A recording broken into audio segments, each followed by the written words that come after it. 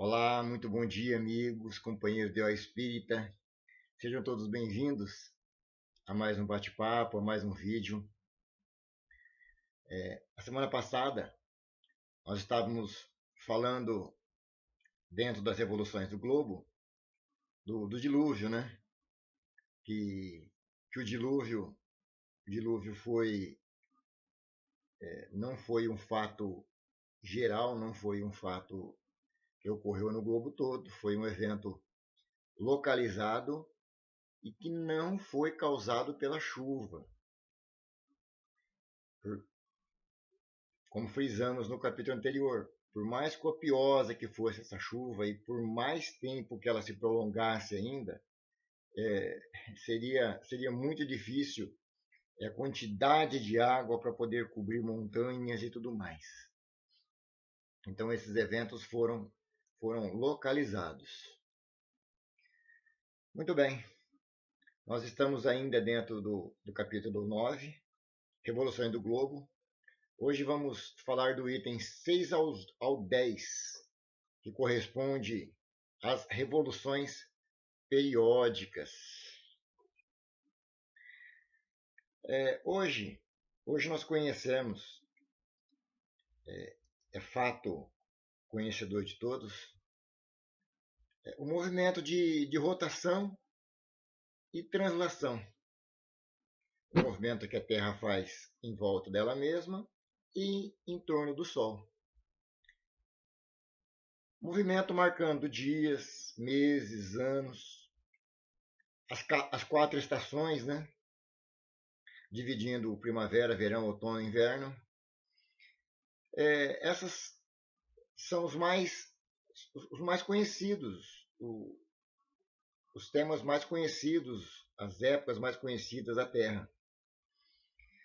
Mas tem um terceiro, vamos dizer assim, um terceiro movimento, que demora cerca de 25 mil anos, para ser mais exato. 25.868 anos. Fenômeno que a astronomia denominou precessão de equinócios. É um movimento complicado de se explicar com palavras, mas vamos tentar. Ele consiste em uma oscilação circular. O exemplo dado no livro, para que nós, num estágio evolutivo ainda mais baixo, poder entender, né, os espíritos nos ajudam a clarear um pouco a nossa mente, né, o nosso pouco conhecimento ainda. Ele dá como o movimento de um peão. Quando a criança lança um peão ao chão, enquanto ele está com força, ele está estático, né? Ele está girando, mas ele está paradinho. E à medida que ele vai perdendo força, que ele vai perdendo o giro, ele começa a balançar, né? Para poder então cair. Esse movimento que nós estamos falando é justamente parecido com o movimento cônico, né? É mais ou menos o giro do peão perdendo a força, do peão, né, perdendo a força. Todo ano acontece o equinócio, instante que o Sol, passando de um hemisfério para outro, fica alinhado ao Equador. Nas trocas de estações, em 21 de março, começa o outono e 22 de setembro, quando começa a primavera. Vamos entender melhor. Nosso ano corresponde em 365 dias e mais 6 horas.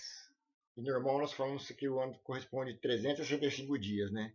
E não podemos esquecer as 6 horas. Ela conta. Somando-se 6 horas em cada ano, a cada 4 anos, temos um dia a mais no nosso calendário, né? O chamado ano bissexto. Fevereiro tem 29 dias. Pois é. No equinócio, acontece da mesma forma. Em cada ano, o equinócio avança 25 minutos e 7 segundos. Parece pouco, né? Esse avanço foi denominado como precessão de equinócios. E a somatória de minutos ao longo dos anos resulta o equinócio da primavera, que acaba por ocorrer em meses diversos, como retrocedendo, né? Março, fevereiro, janeiro e fevereiro. Não vai adiante, vai retrocedendo, né? 25 minutos, 7 segundos, é pouquinho, mas se somando dias, meses, anos, 25 mil anos, né? Vai acrescentando e vai mudando muita coisa. Mas não é só isso. A temperatura da Terra também oscila. É por isso que esses minutos aí, às vezes, é tão importante. Porque a temperatura da Terra também irá oscilar. Dezembro terá a temperatura de março. Março a de junho. E assim por diante, até voltarmos ao mês de março.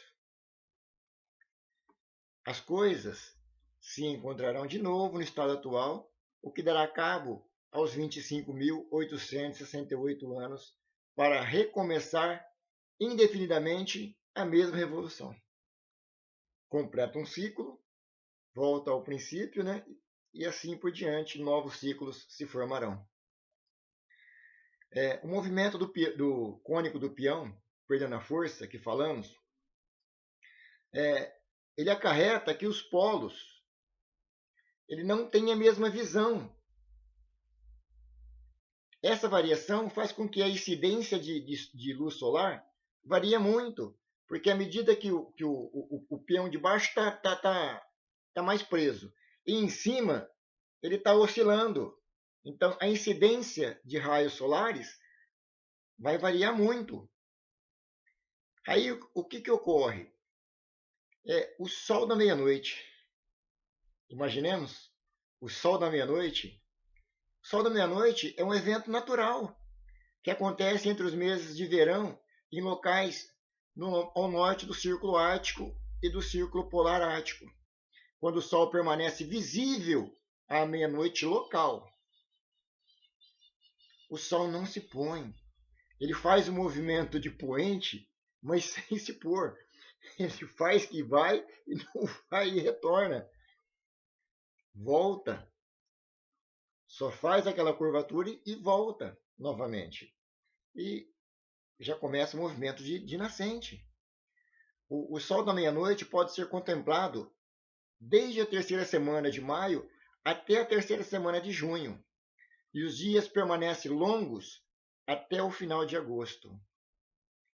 Para quem tem filhos pequenos aí, ou a alma ainda jovem, né? O filme Irmão Urso fala da aurora boreal, as luzes que tocam o chão, né? O menino se transforma em urso, depois tem que levar na aurora boreal para ele poder voltar, né? É só um momento de descontração aí no meio de um tema tão grandioso como nós estamos falando. Bom, e quais as consequências desse movimento? Já que somente podemos observar as pequenas partes de sua revolução. Algumas dessas consequências ainda estão sob o caráter de probabilidades. Né? Ainda não se tem nada definido o que pode acontecer e o que não pode acontecer. O aquecimento e o resfriamento alternativo dos polos e, por conseguinte, a fusão dos gelos polares durante a metade do século, do período, né?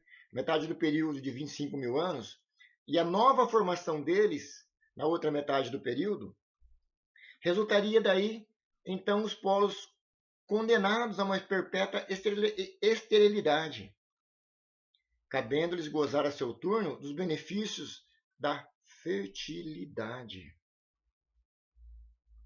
Semana que vem, nós vamos falar um pouco mais sobre isso, né?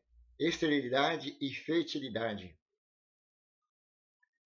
Segundo, o deslocamento gradativo do mar, fazendo invadir pouco a pouco as terras e por descoberto outras, para de novo as abandonar, voltando ao seu leito anterior, esse movimento periódico indefinidamente renovado constituiria uma verdadeira maré universal de 25 mil anos. Só que esse movimento não é brusco, ele é lento, imperceptível para cada geração. Somente estudos ao longo de alguns séculos irá comprovar esse avanço. E esse avanço não irá provocar nenhum cataclisma, porque seu movimento é lento, dando tempo mais que suficiente para quem está próximo se retirar. Este deslocamento, tão gradual, tão lento e periódico, como já confirmada por estudos geológicos, não parcial, mas em todos os pontos do globo, é efeito da lei perfeita de Deus.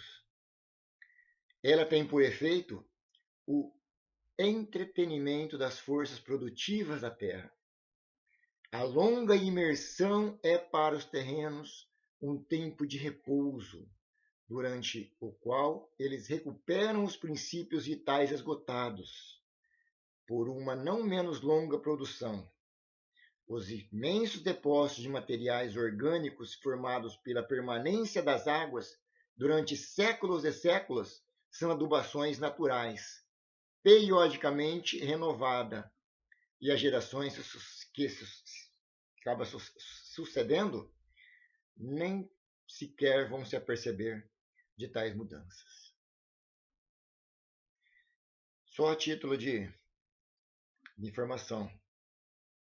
Olha o que está acontecendo na França. O mar está chegando cada vez mais, adentrando áreas que antes não entravam.